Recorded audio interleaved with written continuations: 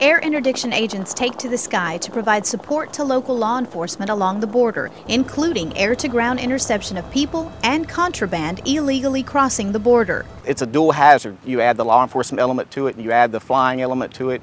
You have to be doubly aware of what you're doing each time you hit the starter on one of these machines. CBP pilots like Clint Thompson risk their lives conducting air operations in support of federal, state, and local needs, and many times work disaster relief alongside agents of the Border Patrol Search, Trauma, and Rescue Unit, referred to as Borstar. Working around the helicopter, we don't do that every single day, so in order to perform smoothly either in a search and rescue operation or in an interdiction type of setting, then you've got to be proficient in what you do.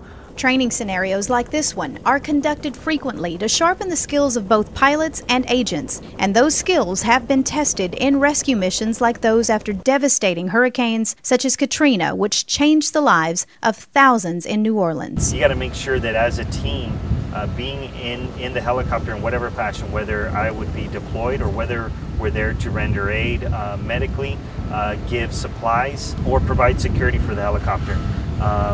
Whatever that mission is, you've got to put your mind right in the midst of disaster. These guys need to get into some really bad places sometimes, and hostile terrain, maybe a hostile environment where maybe an agent's been injured from a shooting, or an agent or an alien has been injured from the elements itself. So a lot of places we take them to, they need to get into, are places where it's hard for a four-wheeled vehicle to take them. Both jobs are physically and mentally demanding, and because situations vary in difficulty, teamwork is critical. I work with some really good and courageous people, and you've got to have their back, you've got to.